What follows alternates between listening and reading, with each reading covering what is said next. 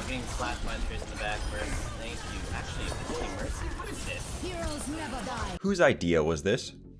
Who decided that putting a basic ability with a prolonged duration into the slot of an ultimate ability was a good idea? Yes, I just began this video the same way I began my previous video. If the Overwatch developers can recycle their own jokes, then so can I. About that. What you're seeing here is footage of Overwatch when it was still in development. In case it isn't already obvious, this is played from the perspective of Mercy using her ultimate. You can see the telltale chain beams. You can't see me furiously making air quotes when I said chain, but I hope that you got the point from my verbal emphasis, suggesting that this was an early version of Valkyrie. You know, the massive dumpster fire of an ability currently residing under the superficial title of Ultimate.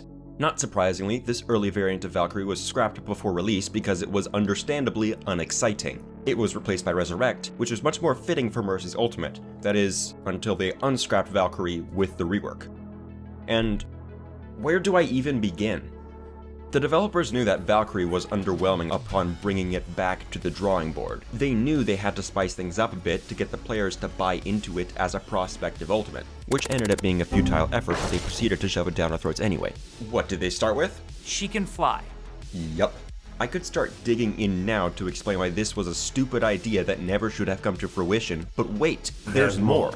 The developers knew that there was still no way they could justify Valkyrie as an ultimate, so they went ahead and vomited a bunch of other random enhancements to Valkyrie such as Guardian Angel Yeet Edition and Gunship Glock, both of which they would partially roll back at later dates. Perhaps the dumbest decision they made when it came to making Valkyrie worthy of ultimate status, I say perhaps because Gunship Glock is hard to beat, was when they added bonus uses of Resurrect to it. Of course, with this change they finally succeeded in making Valkyrie worthy of ultimate status. From the perspective of that objective only, it made sense. If you have an E ability that's better than a so-called ultimate, a good way to make the ultimate better than the E ability is to make the ultimate its own thing plus a few of those E's. Mission accomplished. Except, a problem arises when the E ability is basically an ultimate itself.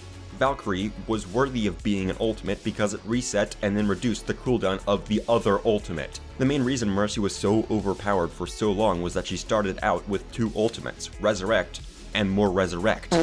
Of course, I'm sure you are well versed in what happens next. The rework goes live, big overpowered mess, lots of screeching, nerf, nerf, nerf. You know what happens, I know what happens, let's get on with it. Many of the Mercy nerfs took the form of nerfs to Valkyrie. With these nerfs came the gradual separation of Valkyrie from Resurrect. Over the course of about 6 months, the number of bonus resurrections in Valkyrie was slowly reduced from 3 to 0. As Resurrect was slowly withdrawn from Valkyrie, so was Valkyrie's ultimate worthiness. When everything was said and done, we were left with 5 cooldown abilities lined up back to back for Mercy's so-called ultimate. 5 and not 6 2/3 because the best design choice the developers made regarding Mercy after her initial rework was when they reduced Valkyrie's duration from 20 seconds to 15 seconds. In case it isn't already crystal clear, I despise almost everything about this ability. Given the choice between playing Mercy as she currently is and playing an alternate copy where Valkyrie never existed, I would choose the latter. The only reason I use Valkyrie in game is because consciously choosing not to is throwing. That said, it's also not uncommon for me to casually overlook the fact that I have Valkyrie available for minutes at a time if it's clear that my team doesn't need it. Playing Mercy is just more enjoyable without it. Why is Valkyrie less enjoyable than Mercy's base kit of Beams, Glock, and Guardian Angel? The answer might sound familiar and even cliché to you, as chances are you've been through this whole song and dance before. I know I have. Valkyrie is a glorified spectator mode. And yes, while I can hear some of the viewers rolling their eyes at this exaggeration, the core meaning of the statement actually has a lot of merit to it.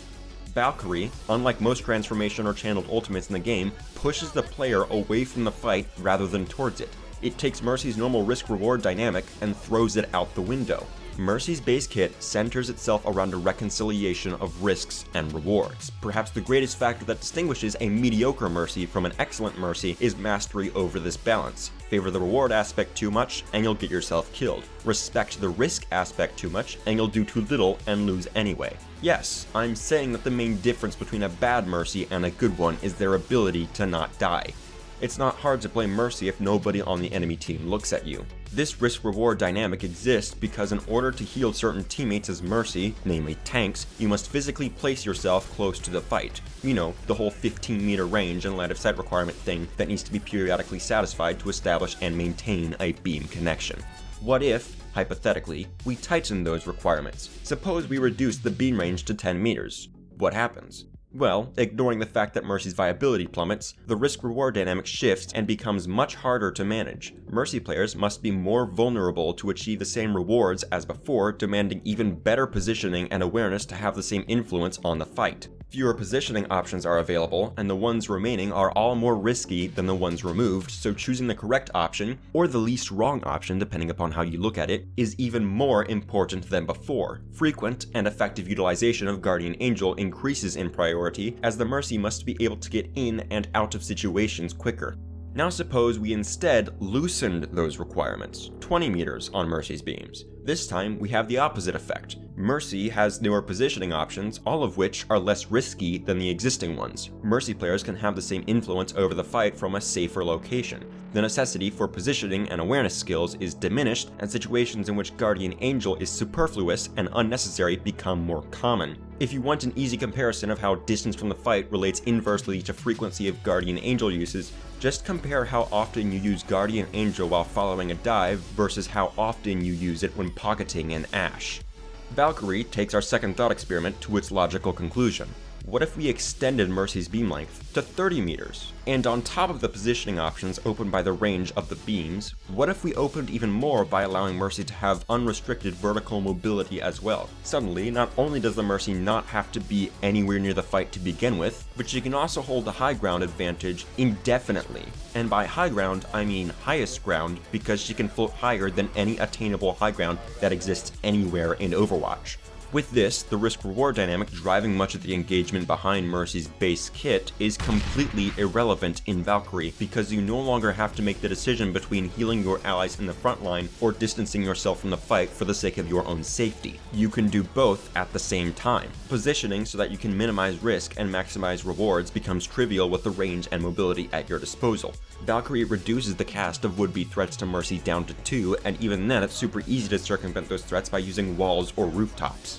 When you remove the main source of engagement in Mercy's kit, that directs more attention to the second most engaging thing about Mercy's kit, beam management.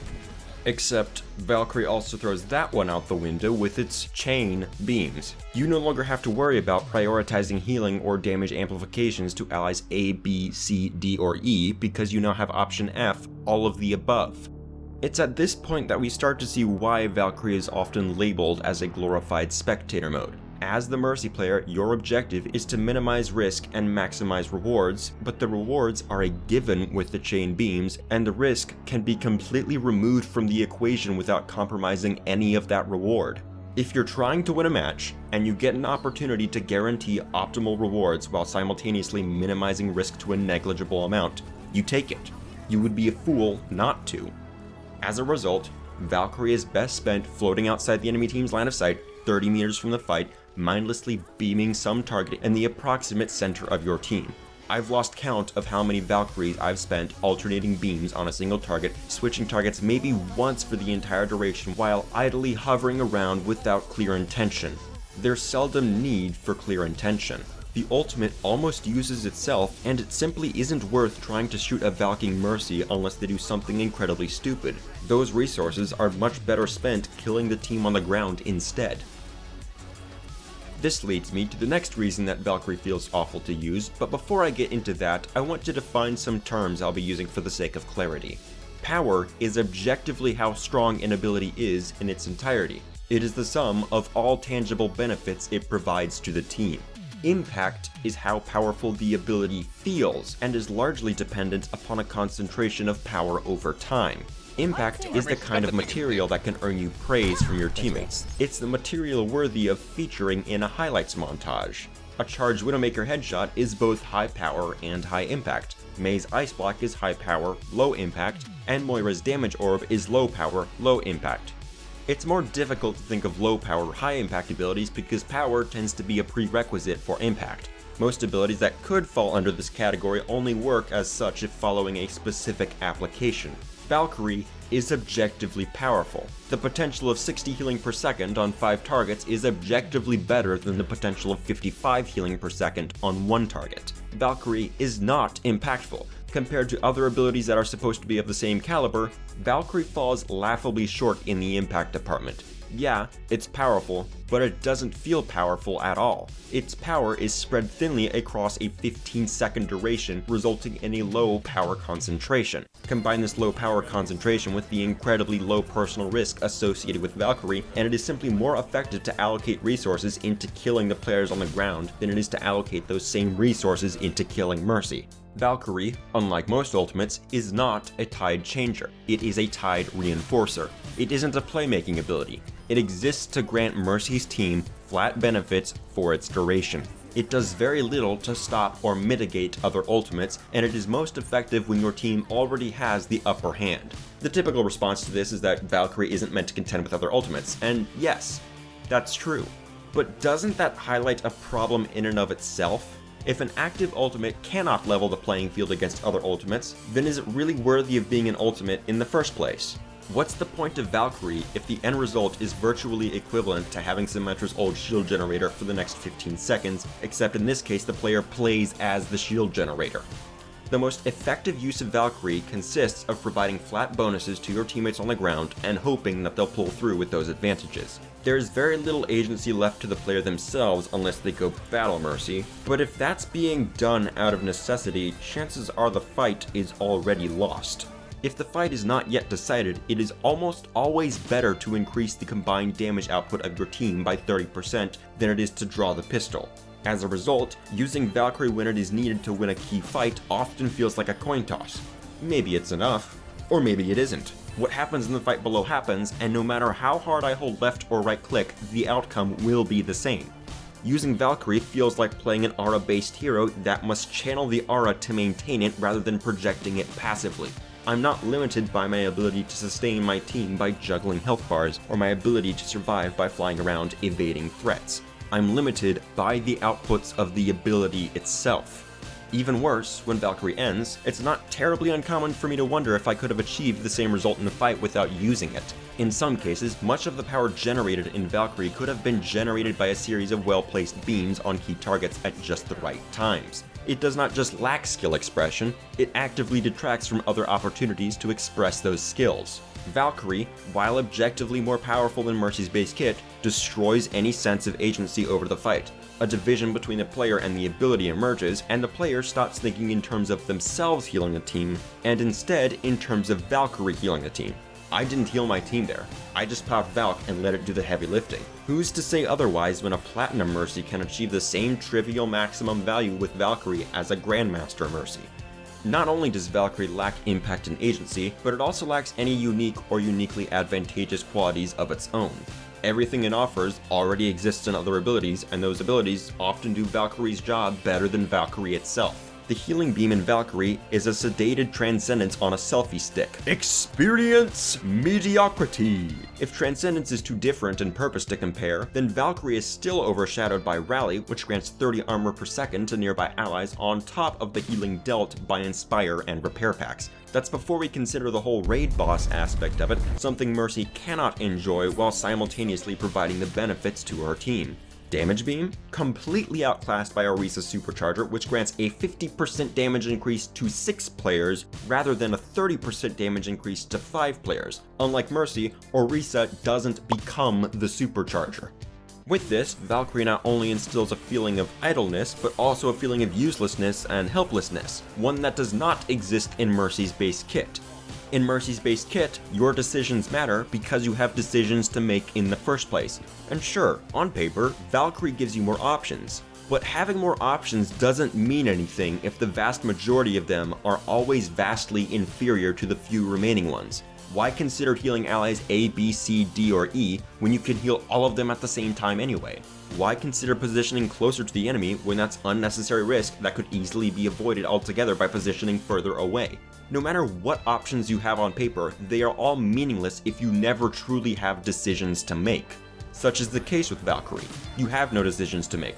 Your answers are all of the above, and you just have to hope that all of the above is enough. If it's not, then you're left hovering there, knowing there is nothing else you could do. That feeling absolutely sucks. Obviously, these caveats to Valkyrie necessitate that the Mercy player adapts, and I have.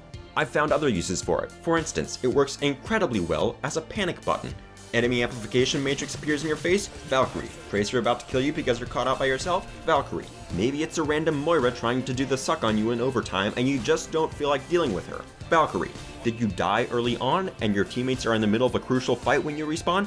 Pop Valk and use it to speedrun the walk back to the fight. The ability is incredibly good at nullifying your own mistakes proactively and retroactively. I've seen some people claim that the rework made Mercy more skillful. It's an absurd claim, and this is part of the reason why. There's an idiot proof my gameplay button on Q. There hasn't been a single moment in my last 600 hours of Mercy gameplay in which I felt the urgent need to charge Valkyrie. I don't play more or less aggressively depending upon the current charge meter of the ability. I just don't. The ability is so trivial and exceptionally underwhelming that it's just not worth the additional effort and risk that comes with playing more aggressively. All of that said, there is one redeeming quality to Valkyrie. It might surprise you considering my last video: Resurrect. Yes, you heard me correctly. Resurrect, the other ability that I wouldn't care if it disappeared with or without replacement, is somewhat decent when used in Valkyrie. Sure, the cast time is still obnoxious, but I have more mobility and self-sustain while pulling it off. Resurrect goes from being an obvious black and white decision where it's either a good res or it's suicide, to having a bit of a gray area. It brings risky resurrections back into viability. You have enough mobility and self-sustain to revive in front of half of the enemy team, but there's enough counterplay to it that you need to track abilities and watch the positions of specific enemies rather than glancing at the vague locations of the enemy team. In other words, Valkyrie, combined with Resurrect, is the one thing in Mercy's current kit that requires me to think anywhere near as strategically as Mass Resurrect did. And compared to how mind-numbingly boring the rest of Valkyrie is, that is a nice change of pace. Nevertheless, even that rose has its thorns. The limited rewards provided by such an endeavor, combined with the general absence of threats in Valkyrie, can render the feeling of pride obsolete. Rather than direct engagement in the fight inciting careful planning and an urgent execution, the direct engagement is replaced by idle boredom from Valkyrie, and boredom incites stupidity in the search of ending that boredom. Suddenly, the careful planning is replaced by... What's the stupid res? Oh, Fuck. This is further exacerbated by the fact that even failed resurrections in Valkyrie often do not result in death. Which, well, now we have this weird situation where the most common positive emotion felt in Valkyrie is the same cheesy dumb fuckery you get when you throw a random damage orb as Moira and get a triple kill. The developers were clearly very lazy when creating Valkyrie, and the result is an ultimate that exists to simplify and automate the engaging aspects of Mercy's base kit. There is one exception to this: the Glock. But that raises its own host of problems. First, as I touched on before, the cases in which the pistol will be more effective than a team-wide damage amplification are few and far between, and those few situations usually reflect very poorly on the status of the teamfight. General case, the most engaging way to use Valkyrie is not the most effective way to use Valkyrie. In fact, I would argue that going Battle Mercy outside of Valkyrie is more viable than going Battle Mercy during Valkyrie, as you are not sacrificing nearly as much potential team support outside of Valkyrie as you are during Valkyrie. This philosophy is part of why going Battle Mercy immediately after using Resurrect during Mercy 1.x's versions was so effective. Teammates that are being revived don't need healing. If you're using Valkyrie because you see a pending threat to the team and you want to reroll the fight, then going Battle Mercy defeats the purpose of using it in the first place. It deprives your team of the very advantage you used Valkyrie to provide. The second issue with Battle Mercy in Valkyrie is a design one. I cannot be the only one who sees a problem with this. Why is it that the most engaging way to use the support ultimate of the game's one dedicated healer is to use it like an offensive ultimate? That defeats half the appeal behind Mercy's design in the first place. Every other healer in the game is supposed to spend some period of time fighting the enemy directly. Mercy is the one exception, and that's part of what makes her appealing. I can fulfill my role as a support in top 500 without shooting enemies. If I wanted to play a support that's supposed to kill enemies, I would play literally any other support in the game. Can I interest you in death? Or better yet, I would play a support from a game that executes that philosophy more effectively.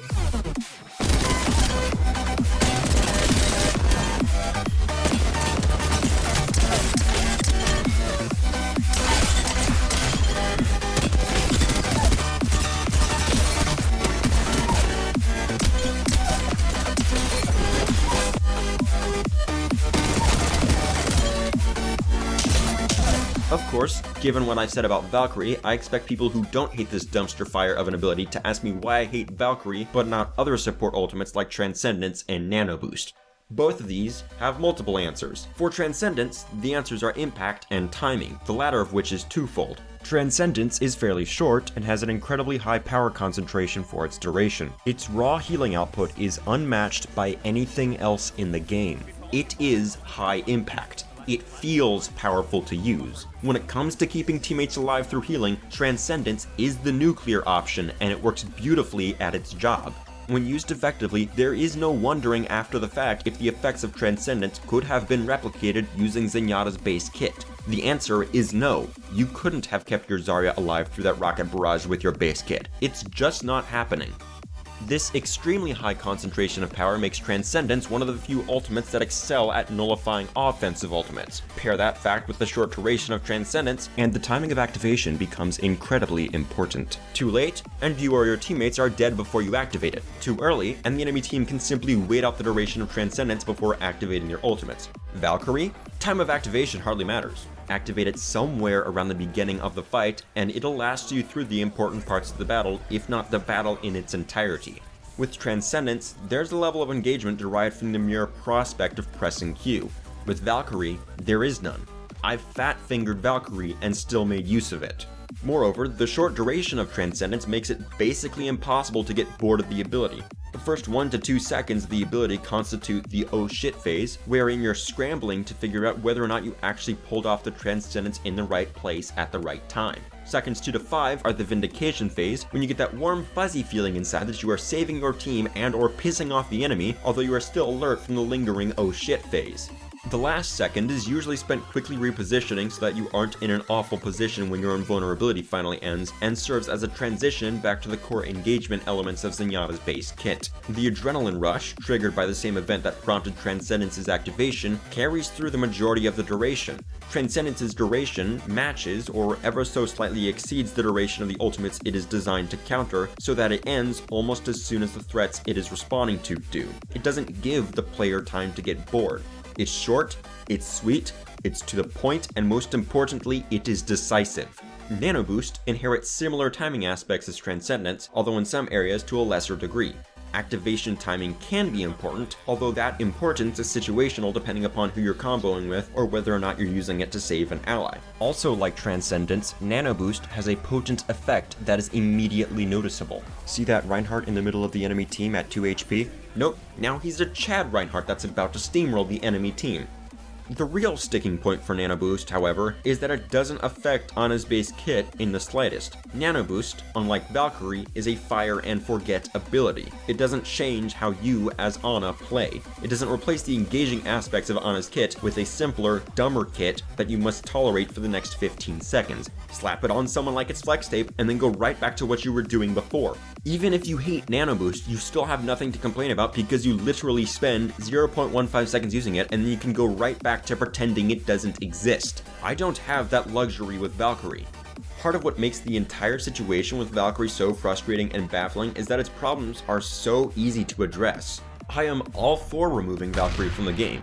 I wouldn't be even the slightest bit distressed if Valkyrie disappeared with or without replacement. But that wouldn't be necessary because there are much simpler and easier solutions to the problems posed by the ability. Some of these solutions are so simple and obvious that it's a wonder they weren't implemented in the first place. For example, in the developer update introducing the rework, Jeff Kaplan acknowledged that Guardian Angel is a core aspect of Mercy's kit that Mercy players really enjoy using. Great!